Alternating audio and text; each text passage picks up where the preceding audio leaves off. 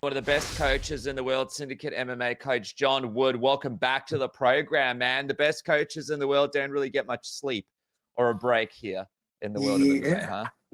Yeah, man. It just the hits keep on coming, all good though. Like I nothing to complain about. Obviously I love the position we're in, and keeps me busy, keeps me, I would say, young, but I don't feel too young anymore. But yeah, one after another, one after another. Obviously Merab is just a madman. So talk to me a little bit, man, because I saw the hilarious post you put up on your Instagram post where you're like, we're going again, we're going again. Like, what is the conversation between you? I know you and me spoke about a week ago. Were you guys already discussing potentially coming back in December? And what does that conversation go like between you and Merab? Dude, I'm not even kidding. It wasn't even a day. He went straight to Hunter's office. Dana's not lying when he says, Rob, like literally the next day hit up Hunter and said, can we meet? Went to the office and went in there. And to be honest, they didn't want to put him on the card. They didn't want to because they had some bigger ideas for him. And he just said, please, I want to break this record. I want to be the most active champion, active fighter in history. And he played out his case, and Hunter and Dana both said, you know what, man, we love it. We're not going to take this away from you. And here we go. So it was literally a day after. We already knew, but he didn't know. They told him in the meeting that was the case, that it was going to go, but he didn't know until it was announced on Ariel that it was an actual, like, hey, we're doing this. So it was pretty crazy. Dude, it's pretty crazy as well how Dana White's kind of getting on board with Merab now. I feel like he understands what makes him special in a way, and he's kind of getting behind him a little more. It's kind of like when you saw Dana being so complimentary of Merab, and it's pretty cool, right? Oh, dude, it's super cool, man, because there's no questions that Merab wasn't the most liked by the UFC at first for a long time. He wasn't the most exciting, in their eyes. And honestly, he's the prime case of he kept winning and winning and winning and winning until he couldn't be denied. And then basically he was the last man standing, up, and earned his title shot. There was no denying him. And now obviously he's still getting better and being more exciting. And the fan base, it's really when the fan base kind of embraces him that everybody starts to get on board. Once you build a fan base, not just being a champion, but when you build a fan base and people, you've got a country following you, you've got a whole country supporting you. And now you've got a fan base that loves you, and you've got a personality. Like, Rob's a funny ass dude, man. He's just every day makes me laugh. He's like he's just a living, breathing little just funny Tasmanian devil that just runs around doing crazy shit. And but once the fan base got on board, it really, you can't deny it, dude. The guy's a star. He's earned every bit of it. He's humble. He really is such a good person. And I've said it and said it again. I just don't think there's a better representation of what a champion can and should be than Merab. It's so funny because all respect to them, but Khamzat Chimaev were like, is he going to fight once a year? Is he going to fight what? Is he going to defend his belt once every 2 years? Then we got Ilya Topuria. When is he going to fight? And we've had historically a lot of champions as well, just maybe defend their title once a year, maybe even once every 1.5 years. Here we have a guy that's willing to kind of put the company on his back during a time where there's, not that much going on, and basically carry events, you, him, and the team. I mean, it's pretty big rarity as a champion, right, to have someone so willing to fight this often and put themselves out there this often. It doesn't happen very often now in UFC. Yeah, obviously, as you can see, he's about to literally break the record. I mean, the record's been set, and the record, 3 times a year is, it used to be kind of the average, but a lot of fighters now, it's hard to get even 2 a year. But to get 3, 4 title fights, and I guarantee you, this man, and I don't even want to put this out in the universe because I know he's going to try to do it, but next year he'll try to do 5. Like, he really will. He's just that kind of guy. Like, he loves fighting. And here's the reason, like I said this, the reason I'm okay with it is because Merab is training like he's in fight camp every day anyways. Nothing changes. It's not like we have to go and get ready and go, okay, we got to gear up for a fight camp, because it is different, especially there's a lot of champions, a lot of people that get to the higher level fights that really only train when they have fight camps. They really only get going when a fight camp goes. I can't tell you how many fighters I've seen that get to that top level and be like, I'm going to take some time. I'm going to take 3 or 4 months off. I'm going to do this and do that. And then I'm going to do whatever. And, and then I'll ease back into it. But that's not Merab. Merab literally trains every single day, twice a day on minimum, just like he's in a title fight. He spars every week, just like he's in a title. So nothing changes. So that's like, for me, it's very easy.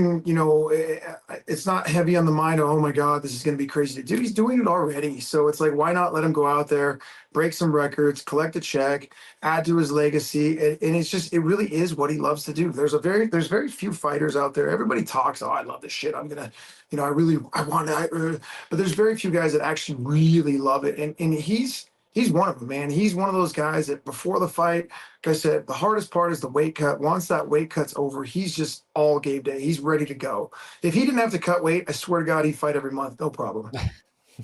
So for you, when you guys are discussing it, do you have a concern at all? Do you have to get through something with him? Is it just like making sure his health is okay? Or do you have to have a conversation with him about like, hey, all right, if we do this, we really need to focus in on this one? Like, what does that conversation from your end go like? Because you would have concerns, right? The biggest concern is my health. Like his health is fine. Like he's good, bro. Like he's brutal. It's not fun. Like Rob is the only guy that literally beats the shit out of me when we're training. Like it's hard. Going 5-6 rounds on the pads with him it's a fight, dude. It's gnarly, and he just keeps getting better and better and better. And he's one of those guys, when you teach him something, he uses it immediately. So, it's a lot of, I get beat up with a lot of stuff, a lot of new stuff all the time. So it's more a concern of my health. But, obviously the talk is, are there any are you banged up? Is there any bruises or any things? Like the last camp was the healthiest camp that we've had. There's been other camps. O'Malley, the last one before that, the O'Malley rematch was pretty good. The 2 or 3 before that, there was some major injuries and all that stuff. But he's just been getting smarter and smarter, training more effectively, fighting more effectively, and he doesn't really take any damage anymore. Even when we're sparring, it's very seldom that something happens anymore. It's just we've learned how to kind of get around and mitigate the injuries. He's just a smart guy when he's in there. So really, as long as he's healthy, and like I said, the last couple have been great. Coming out of this camp, there was really nothing, absolutely nothing, a scratch. He's just ready to go, dude. Dude, tell me about this story, because I saw Khalil Roundtree. He was on the Jackson pod, and he said this. This is an MMA fighting graphic. Promise you 100% this is a true story. At 12 in the afternoon on fight day, Saturday, October 4th, Merab sparred 5 rounds in the cage live on the day of his fight, because that's just who he is. Now, from your is that true? And from your perspective, are you kind of like shitting yourself a little bit as this is happening? Because we've seen people like Tony Ferguson slipped on a cord and like did his knee, like on the day of the fight. That's insane, bro. So I've been saying this for years. This is nothing new. This isn't a new revelation. I've been saying this. I guess people listen to Khalil more than maybe they listen to me, but he's been doing this from day one.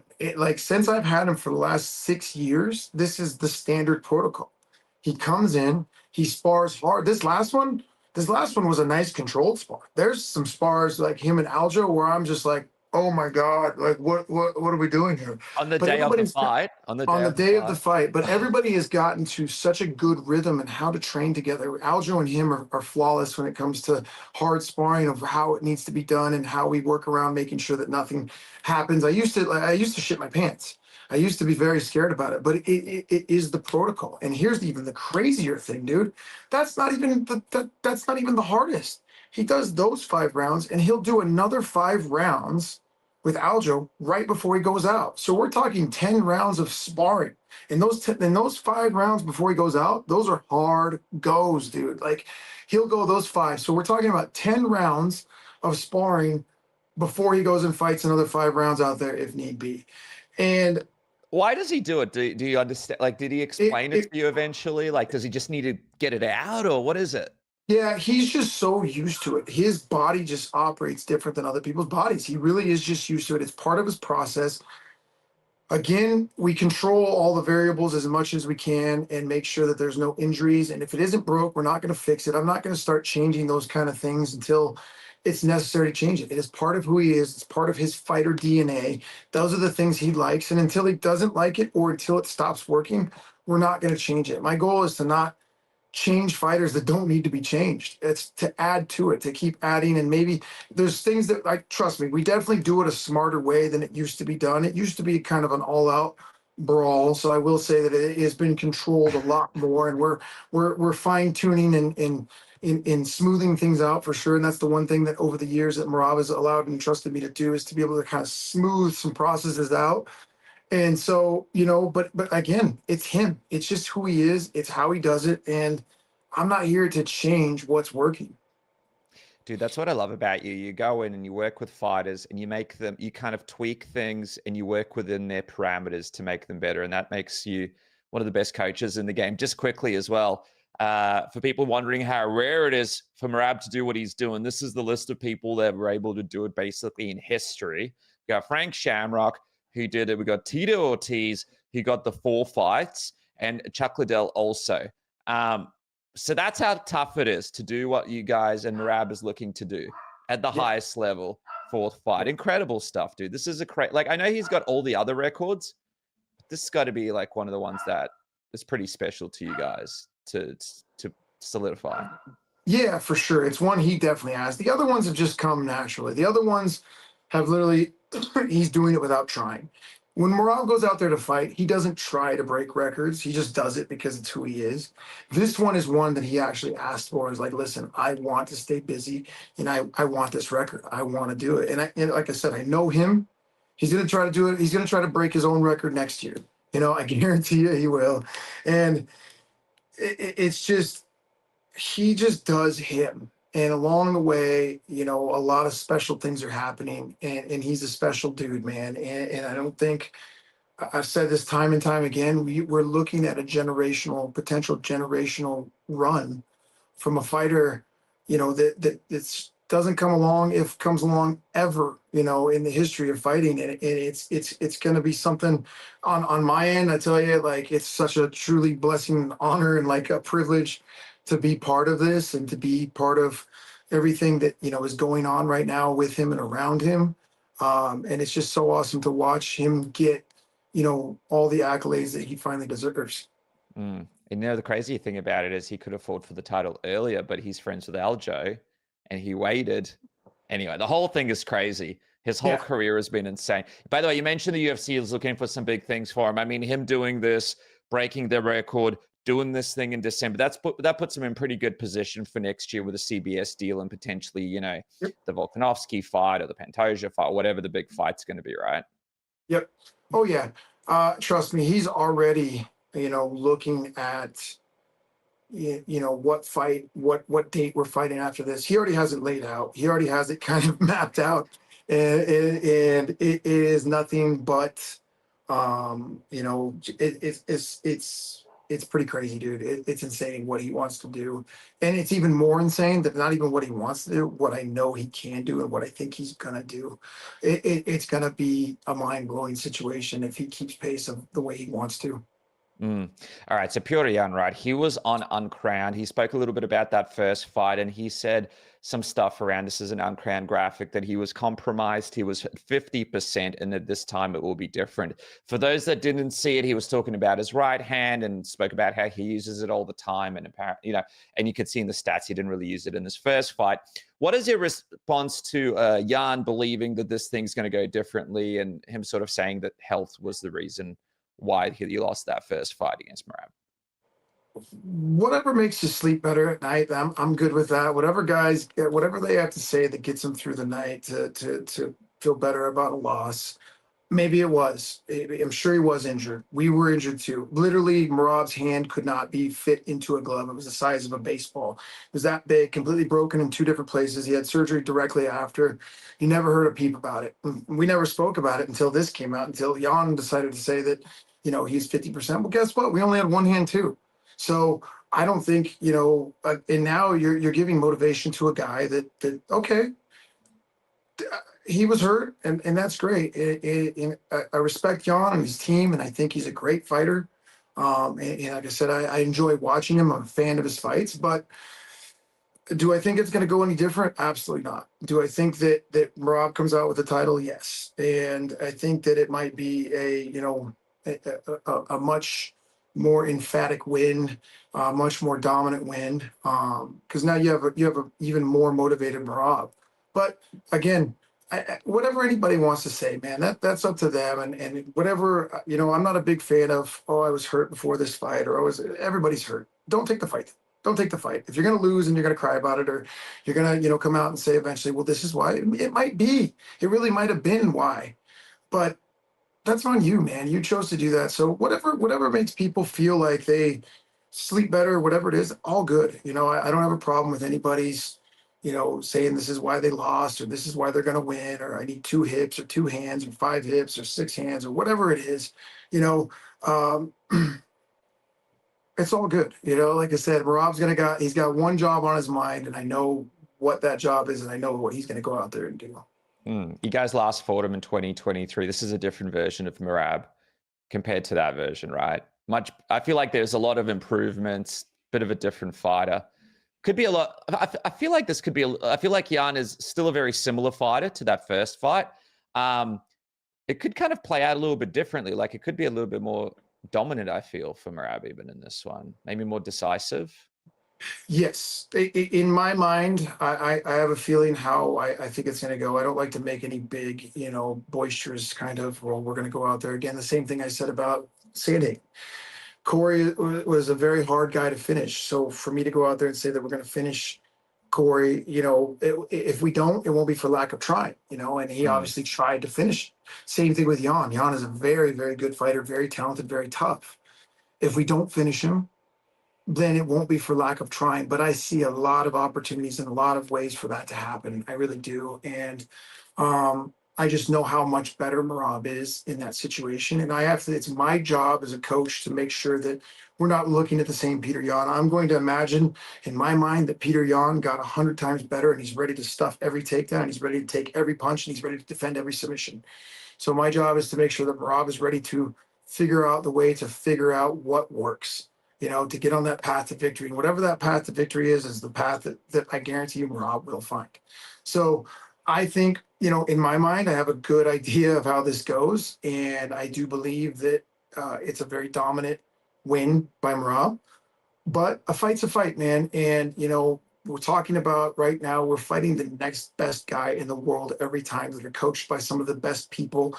So you can't take it lightly. I'm never going to get on the train of Merab's Merab and we're just going to go out and Merab everybody, because that will only happen for so long before we run into somebody that can stop all that shit. So it's literally my job every day to make sure that we look at, hey, this is the toughest fight we've ever had. This is the best version of Petr Yan that's ever been put out there. So it'd be stupid to not think that he's going to look and how they're going to try to stop everything that happened before. Great. Well, we have different things to do and use and make sure that doesn't stop us from our goal. All right, guys, I just want to thank MANSCAPED for bringing you this content and supporting Submission Radio. Of course, you guys could go to MANSCAPED right now, use the code word submission for 15% off your entire order at manscaped.com. And I'm talking about the Lawnmower 5.0 Ultra. The white hot version isn't just another pretty face. It's built to handle your most sensitive areas with care, helping reduce the risk of nicks, cuts, and irritation where it matters most. Whether you're cleaning things up for a date, a trip, or just to feel a bit more put together, the white hot trimmer makes below the waist grooming a whole lot smoother with a clean white and gold finish that just looks as good as it shaves. Join the over 12 million men worldwide who trust Manscaped now. Use the code word submission, 15% off. It's one of the best looking trimmers out there. And of course, go on the website right now. They have all sorts of great products you could apply the discount code to, from the bead hedger to the weed whacker to the most comfortable underwear and t-shirts. Manscaped has you sorted. Again, the white hot 5.0 Ultra brings the heat without cooking your skin. If you don't have one today, why not get the white hot 5.0 Ultra today? It brings the heat without cooking your skin. It's sleek, it's easy to use, way less terrifying than whatever you were using before. Use the code word submission, 15% off and free shipping. That's code word submission, 15% off and free shipping, and you're supporting yourself and the program. Go do it today. And now back to the program. Got a couple of listener questions here. One from a journalist. We all know she loves the glove. She wants to know, she's got a couple of questions here. I think the first part, that's going to be hard for you to answer because you don't want to give away anything. You know, how would Petr approach Merab and his likeliest path to success? But I want to ask you the second part. Will Petr always be at a disadvantage against Merab since he is a somewhat slow starter, and it's a bad idea to bet on success in the later rounds against the machine? Do you think for Petr, the style that he has, where he takes him a while to get going, it's a hard style against you guys to be successful in? I mean, to be honest, I think any style is not going to be great. If you start fast, good luck. If you start slow, good luck. Like, you know, we're talking about a guy who Merab can hit fifth gear in the first, no problem like that. He can hit fifth gear in the fifth, no problem. You know, this guy does not have an engine that slows down. So we're prepared. We always have 2 game plans, you know, amongst all of the other things we're doing. But those game plans based upon, hey, does this guy come out and try to get on us hard right off the bat? Okay. If he doesn't, here's what we do. If he does, here's what we do. And it's a very fluid game plan of how we adjust to those things. If he comes out and starts slow, it's probably going to be a long night, you know, and maybe not a long night, maybe a short night. If he comes out and starts fast, you're going to have the same problem. So, you know, Merab is ready for whatever you want to do. There's the version of people that are going to come out and say, hey, we got to win we got to bank those first 3 rounds and hope we can coast the last 2. Good luck with that. If it's one of those, hey, we got to stay away from him and hope we can bank those last 3, good luck with that too. It's, you know, we're prepared, and like, again, it is my job to prepare him for whatever the fighter brings. So it doesn't really matter. I don't really over game plan for the other guy of what they're doing. I'm going to make sure that my fighter's ready for anything that can happen in that cage. I almost feel like that thing that Petr does, it's almost not a game plan. It's almost like a fault. A lot of fighters have it, the slow starters, and it's really not damaged, but it's been hard for them. It's like they don't go out there thinking they want to be a slow starter. It's just something that they can't shake. Cowboy Cerrone was a notorious slow starter. There are just some guys that just slow starters. Yeah. And you wonder if you could find yourself in that octagon and start earlier, what could have happened? Question from Kevin: as Merab gets better at striking, wants to showcase his improvements, how do you maintain his wrestling as the foundation? I'm guessing, you know, Merab just loves the wrestling and that's just how it gets maintained. But yeah, do you have to spend more time on the striking these days and focus more on it as you guys improve? Is there like a balance thing that you approach it like? How do you approach that one? We literally spend equal time on everything. There is no, hey, more of this, more of that. Game plans on the fight, you know, again, maybe we run into somebody who doesn't allow us to take them down, so we got to strike. Maybe we allow somebody who doesn't want to stand and they're trying to take us down, so we've got to be on the ground. So it's literally a balanced game plan for not just Merab, but for everybody. I require every single fighter I have to be able to fight up, down, left, right, side, all over the cage. Whatever happens, you're going to be prepared for whatever happens. So with him, it's a balance. Obviously, he loves the wrestling, and now there's some things that going on with the Corey fight where we probably could have scored that big finish in the second had we been a little more mindful of that moment happening where, oh my God, and step back and pick our shots a little bit more and pick our finishing move instead of going back to reverting, you know, into some wrestler heavy things. So there's things for me to like check the boxes and go, okay, as a coach, I got to do this, you know, make sure that he's ready for these situations too. Ready for looking for the submission, ready for looking for this, looking for that. So it really is a balanced attack. You know, a syndicate, I try to take out all of the, there is no longer a, hey, we're specialists in this or specialists in that. Everybody's got to be good at everything. The sport is now MMA. It's not, hey, it's a jiu-jitsu or it's Muay Thai specialist or wrestling. It's, you want to be a specialist at MMA. So that requires literally being able to do everything at any time.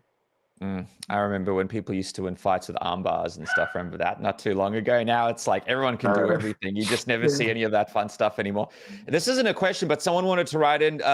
He said he loves you, man. He used to train. His name's Nicholas. He used to train with you at Science, and which turned into Warrior TC and then Throwdown TC and now Syndicate MMA. And he probably won't remember me, but I'll always remember what a cool and kind guy he was. Nothing but great things to say about him and everything that he's done. So there you go, man.